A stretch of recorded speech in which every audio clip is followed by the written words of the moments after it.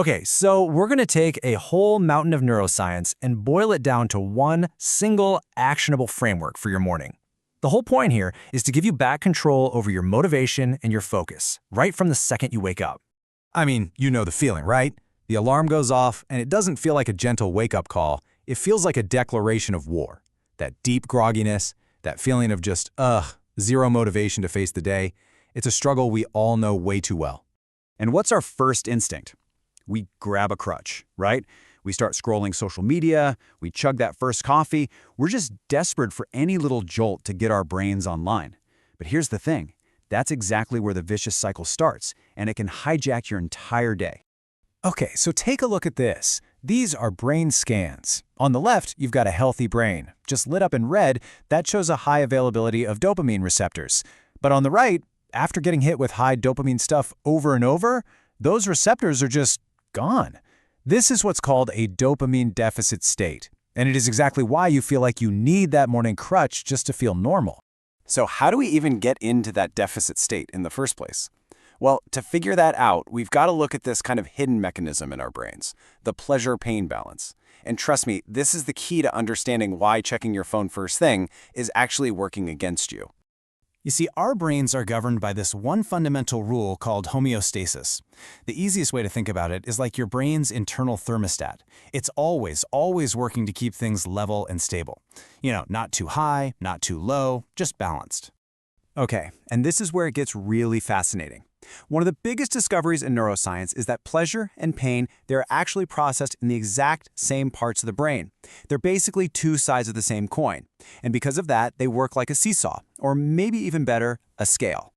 All right, so let's stick with that scale analogy. When you get that first easy hit of pleasure in the morning, scrolling through your feed, sipping that coffee, your brain releases a flood of dopamine, and boom, the scale tips hard over to the pleasure side. And yeah, it feels good. It feels really good, instantly. But, and this is a huge but, your brain absolutely craves balance. Remember, homeostasis. So to level things out, it adapts. I like to imagine these little neuroadaptation gremlins hopping on the pain side of the scale. But here's the crazy part. They don't just level it out. No, they overdo it. They push the scale way down on the pain side, overshooting the mark and tipping you into a state of, well, pain. And that overshoot, that's a feeling we all know. That is the come down. It's the hangover. It's that nagging craving for just one more scroll, one more sip of coffee. Your brain is basically in a state of mini withdrawal, and now it needs another hit, not even to feel pleasure anymore, but just to get back to feeling normal. Dr. Anna Lembke, who is an expert on this, puts it perfectly. She says we've basically reset our whole baseline for joy.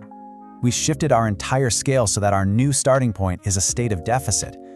Our new normal is actually a state of pain. So, this leads to a really powerful question, right? If starting our day by chasing pleasure is what digs us into this hole, what happens if we totally flip the script? What if we do the complete opposite? And that, my friends, brings us to the solution, the dopamine reset protocol. The guiding principle here is so simple, but it's incredibly profound. You have to earn your dopamine before you consume it. Pay the price up front. So what does that mean? It means instead of immediately tipping the scales toward pleasure, we're going to intentionally, on purpose, press down on the pain side first. Now, I know that sounds completely backwards, but this is how we hijack that whole balancing act for our own good. And here's how you do it. It's a super practical 3-step framework. Step 1, morning movement.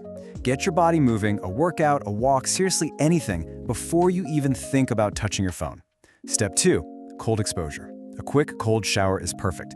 See, these two things intentionally press on the pain side of your scale, and then, and only then, do you move to step 3, consume. Now you can have your coffee. Now you can check your notifications. You've earned it. Let's just look at why that sequence is literally everything. When you consume first, you get that quick, sharp high, but it's always followed by an even sharper crash, leaving you lower than when you started. But when you earn it first, through effort, you get this slow, gradual rise in dopamine that just lasts for hours. It's a stable platform for your day, not a roller coaster. And the science on this is crystal clear.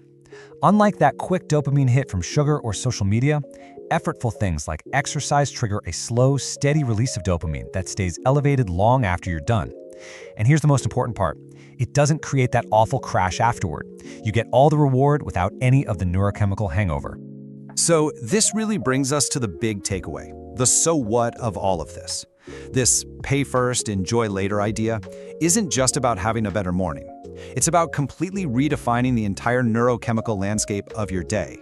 Think about it. By following this simple sequence, pay first, enjoy later, you are consciously setting your dopamine baseline in your favor, right from the get-go. You're starting the race right at the starting line, not, 10 steps behind everyone else.